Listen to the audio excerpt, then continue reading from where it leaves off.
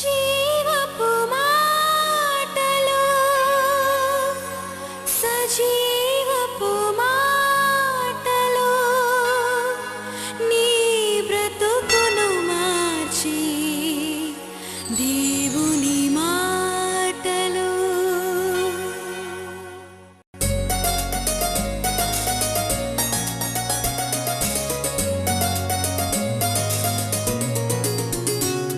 నిరాశలను తొలగించి జీవపు మాటలు నిరీక్షణను కలిగించి దేవుని మాటలు నిన్ను బ్రతికించి నిన్ను రక్షించి నిత్య జీవము నొసగే జీవపు మాటలు జీవపు మాటలు. 92వ కీర్తనలో కూడా ఉంది కదా ఈ దేవదారు వృక్షం గురించి. 12వ వచనం, నీతిమంతులు ఖర్జూర వృక్షం వలె మొవ్వు వేయుదురు, లెబానోను మీద దేవదారు వృక్షం వలె వారు ఎదుగుదురు. నీతిమంతులు యేసు రక్తం చేత కడగబడిన నీతి కలిగిన నీతిమత్వం గలవారు వారు ఎదుగుతారు ఖర్జూర వృక్షం వారి. ఖర్జూర వృక్షం కూడా చాలా ఎత్తుగా ఎదుగుతుంది, ఫలభరితమైంది. దేవదారు వృక్షం కూడా చాలా స్ట్రాంగ్, టాల్, లాఫ్టీ, ఇమ్మూవబుల్, దాన్ని కదిలించడానికి వీలు కాదు. దేవుని బిడ్డలను ఆ విధంగా పోల్చినట్టు, నీతిమంతులను అదే విధంగా పోల్చినట్టు 92వ కీర్తనలో మనం చూస్తున్నాం. ఇక్కడ కొన్నిసార్లు దుష్టులు ఆ విధంగా చాలా బలాఢ్యులుగా ఉన్న, ఏసేకు లొంగని వారు ఉన్న, తాము మరి బలవంతులము ఎవరికి లొంగని వారం అని అనుకున్నా దేవుడు తన స్వరాన్ని వినిపిస్తే అవి ముక్కలుగా విరిగిపోతుంది. చెట్టు విరిగి పడినట్టు వారు దేవుని సన్నిధికి వచ్చి పడగలరని వాక్యంలో మనం చూస్తున్నాం.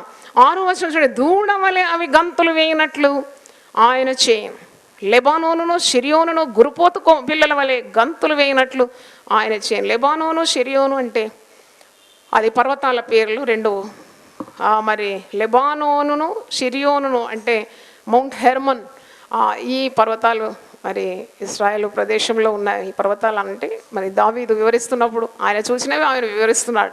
ఈ పర్వతాలు కూడా గురుపోతు పిల్లవలే గంతులు వేస్తుంది. దేవుడు తన ఉరుము ధ్వని గర్జన వినిపించినప్పుడు ఆ పర్వతాలు కూడా గురుపోతు పిల్లల వలె గంతులు వేస్తాయి. అంటే God can shake mountains with his voice అని అర్థం, ఆయన స్వరంతో. అంటే ఇప్పుడు దీనికి ఒక సాదృశ్యంగా ఉంది. నీ ముందు ఇప్పుడు నీకు షిరియోను లెబానోన్తో నీకేం పని లేదు, హెర్మోన్తో పని లేదు, కానీ నీకు గుట్ట లాంటి సమస్యలు, పర్వతం లాంటి పరిస్థితులు నీకు ఎదురైనప్పుడు నీకు ఈ వాక్యం గుర్తునవ్వాలి. దేవుడు ఒక్కసారి స్వరం వినిపిస్తే ఇవన్నీ కూడా మరి తొలగిపోతుంది నా ఎదుట నుండి అనే విశ్వాసం. 114వ కీర్తన ఒకసారి చూడండి. ఇక్కడ కూడా ఈ మాట మనం చూస్తున్నాం.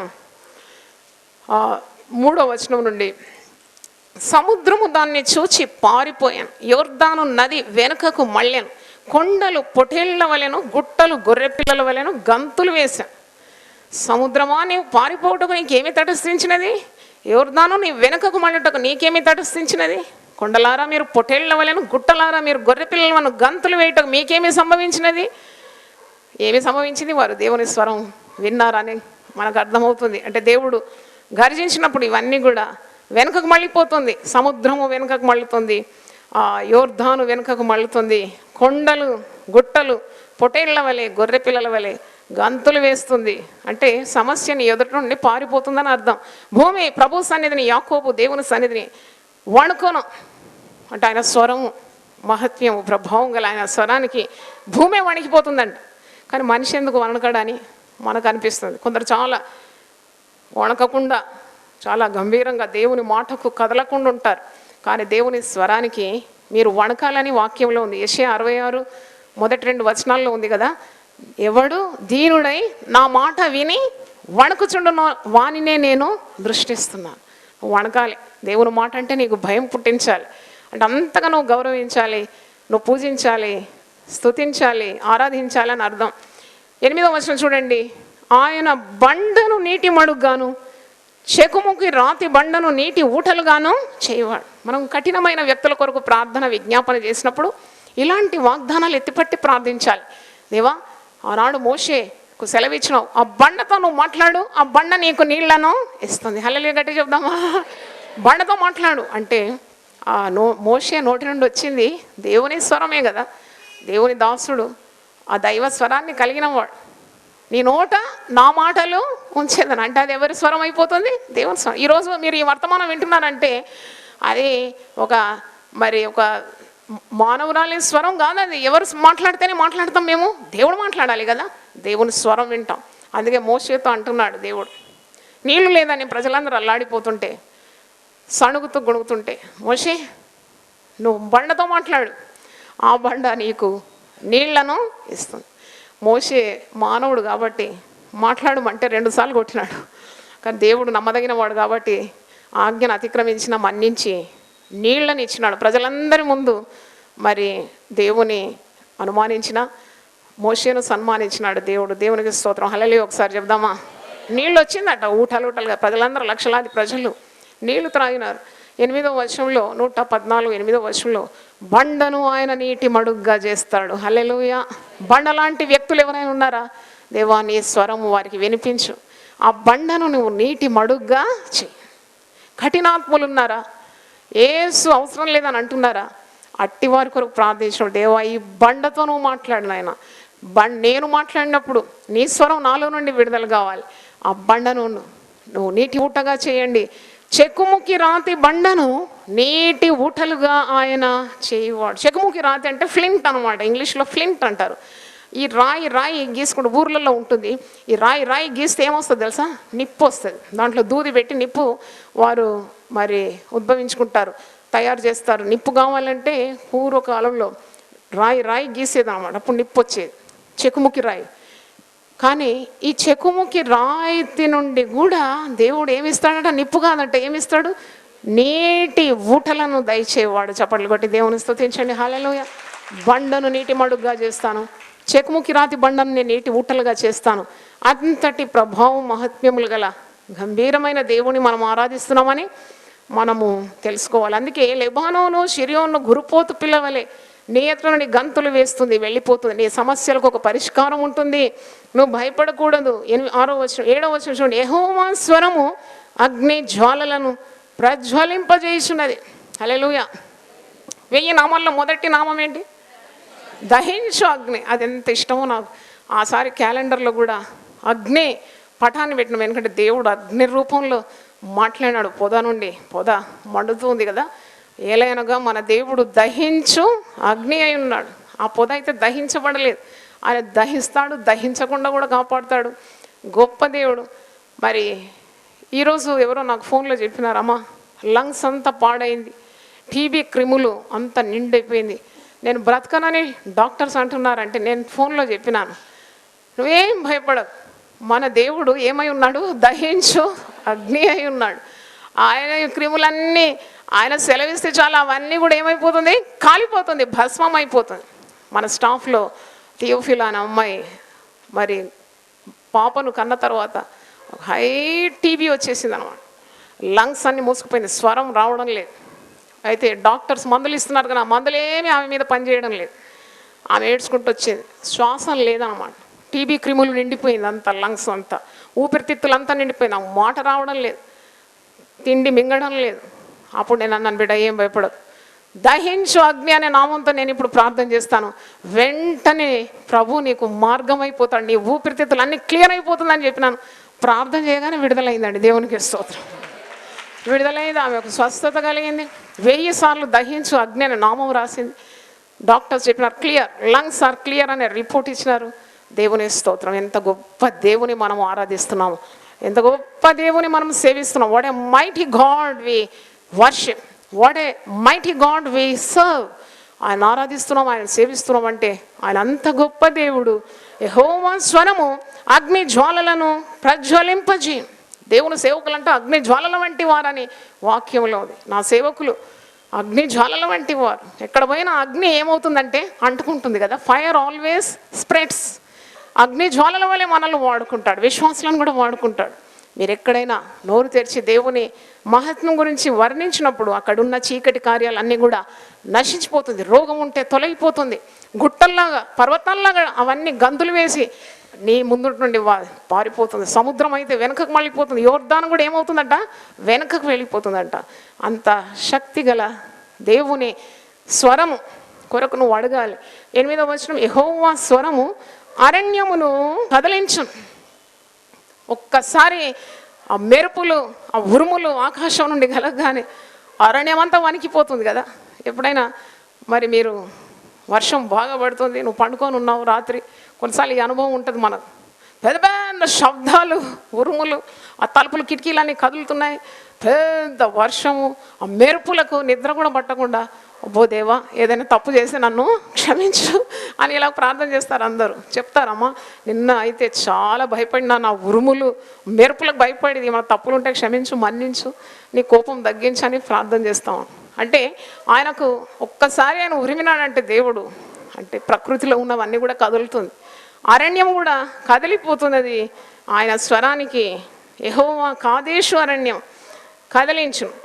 ఈ అరణ్యం పేరు మరి కాదేశు. ఈ అరణ్యము కదులుతుందని దావీదు అంటాడు. యెహోవా స్వరము లేళ్లను ఈనజే. హల్లెలూయా. లేళ్లను ఈన చేస్తుంది. అందుకే ఇది మరి మొదట నేను విన్నది, మా నాన్నగారు ప్రసంగం చేస్తున్నప్పుడు ఈ మాట విన్నా. యెహోవా స్వరం లేళ్లను ఈన చేస్తుంది. ఆయన స్వరం గురించి ఎప్పుడో నేను చిన్నతనంలో విన్నాను ఆ మాటలు. అంత విశ్వాసంతో పలికినాడు ఆ మాట. అంటే ఈయన చేసిన కేవలము స్త్రీలు ప్రసవించడం మాత్రం కాదు, ఒక నూతన కార్యము. స్త్రీ ప్రసవించగానే ఒక నూతన శిశువు లోకానికి వచ్చినట్టు నువ్వు ప్రార్థన చేస్తుంటే దేవుని స్వరము నీ కార్యాలకు నూతనత్వాన్ని, నూతన క్రియలను అందిస్తాయన్నమాట. దేవునికి స్తోత్రం. శూన్యములో ఏ విధంగా భూమిని వ్రేలాడ చేసినాడో అలాగే నీవనుకుంటావు, ఎక్కడుంది మాకు ఆశ, ఏది మా దిక్కు, ఎవరు సహాయం చేస్తారని అనుకుంటావు. కానీ గొప్ప మహాత్మ్యం గల దేవునికి నువ్వు ప్రార్థన చేసినప్పుడు నీ ప్రార్థనలకు ఈ విధంగా జవాబు వస్తుంది. క్రొత్త క్రొత్త కార్యాలు దేవుడు నీ జీవితంలో అనుగ్రహిస్తాడు. క్రొత్త కార్యాలు అంటే సృష్టి, అంటే it God's voice gives rebirth or birth to many new things అని మనం అర్థం చేసుకోవాలి. అలాగే అది ఆకులు రాల్చు, అంటే చెట్టే వణికిపోతుంటే ఆకులు రాలవా, రాలిపోతుంది. దైవశక్తి ఎలా ఉంటుంది. ఆయన ఆలయంలో ఉన్నవన్నీ ఆయనకే ప్రభావము అనుచున్నది. ఆలయంలో ఉన్నవారందరూ స్తుతిస్తున్నారు, ఆలయంలో ఉన్నవన్నీ కూడా ఆయనకే ప్రభావము అనుచున్నది. ఆలయంలో ఉన్న వస్తువులో కూడా దైవశక్తి ఉంటుంది తప్పకుండా. అది మా నాన్నగారు చెప్పడం విన్నాను ఒకసారి. మీరు ఆలయంకి వచ్చి ఎవరు లేరంటే, మీ కొరకు ప్రార్థన చేయడానికి ఎవరు లేకుంటే మీరు వచ్చి మరి ఇక్కడ ఒక చైర్, ఒక టేబుల్, ఒక కిటికీ ఏదన్నా ఇట్లా పట్టుకొని ప్రార్థించండి, తప్పకుండా మీకు విడుదలవుతుందని పాస్టర్ మాథ్యూ గారు చెప్పినారు. అలాగూ నేను ఎన్నో సాక్ష్యాలు విన్నాను.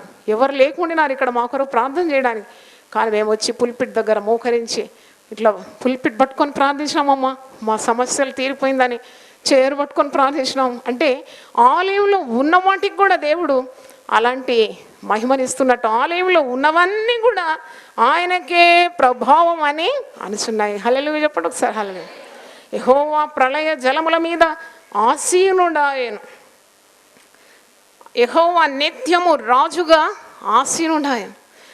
ప్రళయ జలముల మీద ఎవరైనా కూర్చోగలుగుతారా?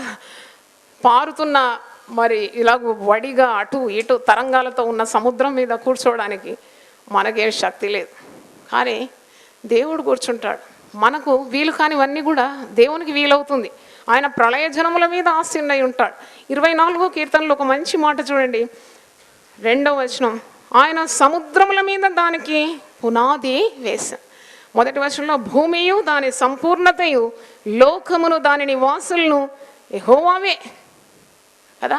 భూమి కొరకు ఊరికే దేవా 100 గజాలి 50 గజాలి తల దాల్చుకోవడానికి పాతి పెట్టడానికి అని ఇలాగ అడుగుతాం. చిన్న చిన్న కోరికలు అనమాట. Once you know who God is, ఈ భయాలు, ఈ పిచ్చి భయాలు అన్నీ పోతాయి. ఎందుకంటే 100 గజాలు అడగవు. ఇక నన్ను అడుగుము జనములను నీకు స్వాస్థ్యముగా, భూమిని దిగంతముల వరకు నీకు సొత్తుగా ఇస్తాను. అడుగు వాటన్నిటికంటేను, ఊహించు వాటన్నిటికంటేను అత్యధికంగా నీకు ఇస్తాడు. నీ గృహం కావాలంటే అడుగు. ఆయన ఎవరు అనుకున్నావు? భూమియు దాని సంపూర్ణతయు ఆయన వశంలో ఉంది. భూజనులందరూ కూడా ఆయన వశంలో ఉన్నారు. ఆయన సముద్రముల మీద దానికి పునాది వేశాను. సముద్రం మీద ఎవరైనా పునాది వేస్తారా? మీరు ఇల్లు కట్టేటప్పుడు భూమి టెస్టింగ్ చేసి ఎంత స్ట్రాంగ్ ఉందో అని చూసి భూమి కొనుక్కుంటారు. దాంట్లో ఎంత లోతుగా పునాది వేస్తే అంత స్ట్రాంగ్ ఉంటుందని అనుకుంటారు మీరు. కానీ అసాధ్యమైనవన్నీ కూడా ఆయనకు సాధ్యము. సముద్రముల మీద ఆయన పునాది వేయగలడు. హల్లెలూయా. ఏ కుటుంబం కొరకు అయితే నువ్వు విజ్ఞాపన చేస్తున్నావో నీకు ఇప్పుడు అన్నీ అసాధ్యంగా అనిపిస్తుంది, కానీ ఆయన సముద్రముల మీద కూడా పునాది వేయగలడు. ఒకసారి చప్పట్లు కొట్టి దేవుని స్తుతించండి. హల్లెలూయా. For him everything is possible. ప్రవాహ జలముల మీద, ప్రవాహ జలములు అంటే పారుతున్న జలాలు, వడిగా పారుతున్నాయి అన్నమాట, ప్రవాహంలాగా వస్తుంది జలాలు. కానీ దాని మీద కూడా ఏ కార్యాన్నైనా ఆయన స్థిరపరచగలడు, పునాది వేయగలడు, స్థిరపరచగలడని అర్థం. తిరిగి 29వ కీర్తనకు రండి. ఆయన మరి ప్రళయ జలముల మీద ఆసీనుడైన వాడు. ప్రళయ జలము, కదులుచున్న సముద్రము, ఇవన్నీ కూడా నెమ్మది లేని పరిస్థితిని సూచిస్తుందని గమనించాలి. అంటే జీవితంలో సమాధానం లేదు, సంతోషం లేదు, నెమ్మది లేదు, చాలా మరి ఇబ్బందులు ఉన్నాయి. సముద్రంలాగా, తుఫాన్లాగా సమస్యలు నీ జీవితాన్ని కొడుతున్నప్పుడు, అంటే అట్టి పరిస్థితుల్లో కూడా వాటి మీద ఆయన ఆసీనుడై ఉంటాడని, ఆయన నిత్యము రాజుగా ఆసీనుడై ఉంటాడంటే వాటన్నిటినీ ఆయన మరి అధికారంలోకి తీసుకొని నిమ్మలించమంటే నిమ్మలించుతుంది, వెనుకకు తగ్గుమంటే వెనుకకు తగ్గుతుంది, పారిపోమంటే గొర్రె పిల్లల్లాగా, గురుపోతు పిల్లల్లాగా పర్వతం లాంటి సమస్యలన్నీ నీ ఎదుట నుండి పోతుంది అని అర్థం చేసుకోవాలి. అర్థమైన వారు ఒకసారి హల్లెలూయా చెప్పండి. 11వ వచనం చూడండి. యెహోవా తన ప్రజలకు బలము అనుగ్రహించును. హల్లెలూయా. సచ్ ఎ రిలీఫ్ కదా. ఎంత సంతోషం అనిపిస్తుంది ఈ మాట. ఎంత బలహీనులకు కూడా ఆయన బలమిచ్చే దేవుడు. నాకు మరి ఆయన బలమిచ్చే దేవుడు.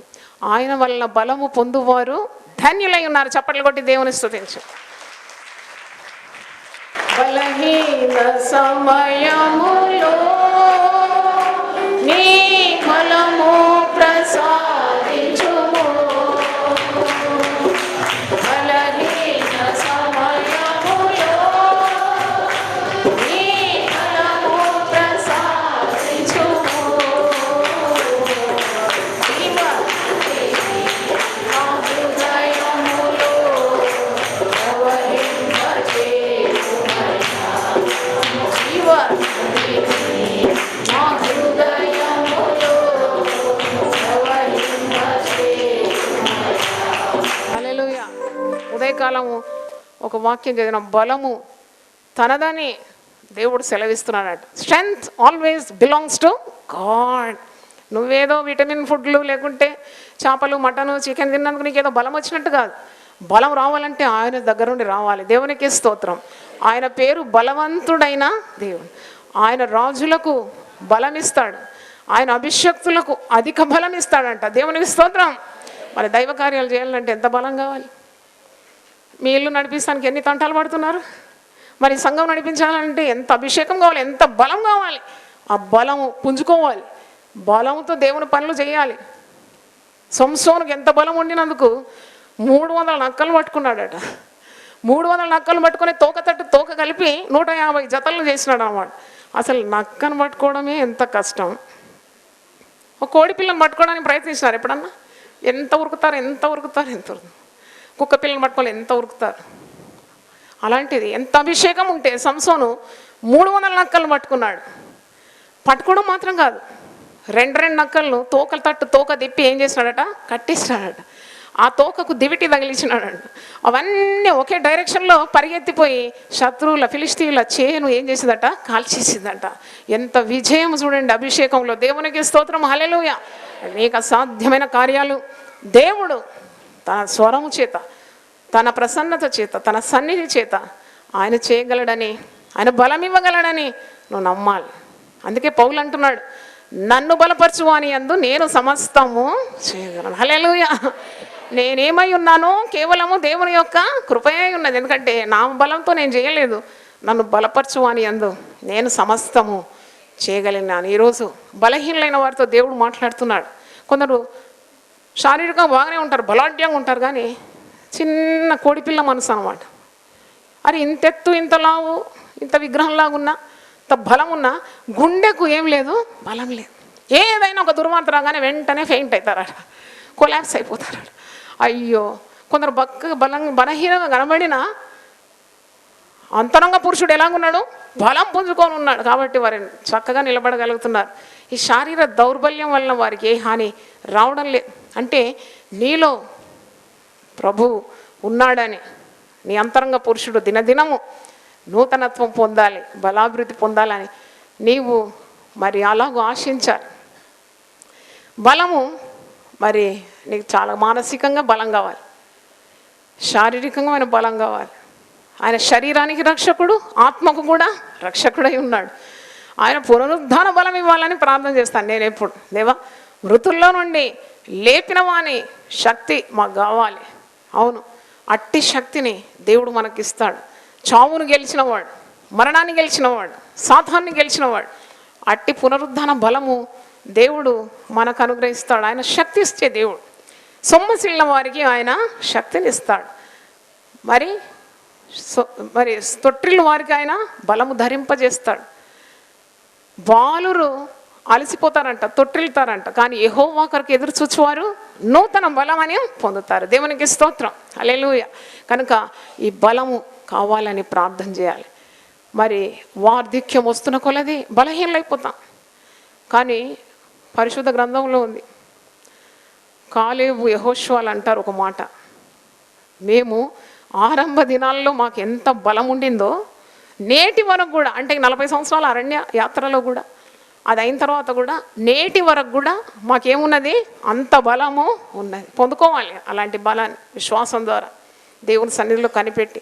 అడుగుడి మీకు ఇవ్వబడి అన్నాడు కదా, మరి ఇస్తాడు, బలం ఇస్తాడు, ధరింపజేస్తాడు. బలము ధరింపజేస్తానని వాక్యంలో ఉన్నది. కనుక అట్టి శక్తి, పరిశుద్ధాత్మ బలం కూడా కావాలి, శారీరక బలం కావాలి, ఆత్మలో కావాలి, మనోబలం కావాలి. దేవుడు తన ప్రజలకు ఏమి ఇస్తానని ఉన్నది ఇక్కడ వాక్యం 11వ వచనం, యెహోవా తన ప్రజలకు బలము అనుగ్రహించును. చప్పట్లు కొట్టి ఒకసారి దేవుని స్తుతించు. అంటే ఇవన్నీ దేవుడు మనతో మాట్లాడుతున్నాడు. ఎందుకంటే మనం బలం పొందుకోవాలన్నమాట, దేనికి భయపడొద్దు అన్నమాట. కొందరు రోగం రాకముందే గోళీలన్నీ మింగుతారు. ఇన్ని గోళీలు మింగుతుంది ఒక ఆమె. నేను ఏంటి ఇన్ని గోళీలు ఎందుకు మింగుతున్నామంటే, రోగము వస్తుందేమో అని భయంతో ఇప్పుడే మింగుతుంది. ఆ మింగి ఎన్ని రోగాలు తెచ్చుకుంటుందో తెలియదు. నీతిమంతులైతే విశ్వాస మూలమున బ్రతుకుతున్నారు. దేవునికి స్తోత్రం. మరి ఒకటి దేవుడు అనుగ్రహిస్తాడు తన ప్రజలకు, యెహోవా తన ప్రజలకు సమాధానము కలగజేయను. చప్పట్లు కొట్టి దేవుని స్తుతించారు. హల్లెలూయా. సమాధానకర్తయగు అధిపతి ఆయన. It's called the prince of peace. హల్లెలూయా. యేసు ప్రభు పుట్టకముందే 700 సంవత్సరాల ముందే ప్రవక్త అయిన యెషయా ప్రవచిస్తున్నాడు, ఇదిగో మనకు శిశువు అనుగ్రహింపబడిన, ఆయన భుజముల మీద రాజ్యభారం ఉండును, ఆశ్చర్యకరుడు, ఆలోచనకర్త, బలవంతుడైన దేవుడు, నిత్యుడగు తండ్రి, సమాధానకర్తయగు అధిపతి. నీ గృహంలో సమాధానం లేదా? సమాధానకర్తయగు అధిపతి సన్నిధిలో నువ్వు ప్రార్థన చేయాలి, విశ్వాసంతో నమ్మాలి. ఆయన సమాధానం కలుగజేసిన శిక్ష విధింపగలవాడు ఎవడున్నాడు? ఆయన నీ సరిహద్దుల్లో ఏమిస్తాడు? సమాధానం ఇస్తాడు. నీ కుటుంబంలో ఏమిస్తాడు? సమాధానం ఇస్తాడు. విశ్వాసులు ఎప్పుడు కూడా కయ్యానికి సిద్ధం కావద్దు. కుటుంబాల్లో, విశ్వాసుల కుటుంబాల్లో చాలా నిమ్మలం ఉండాలి, చాలా నిబ్బరంగా ఉండాలి.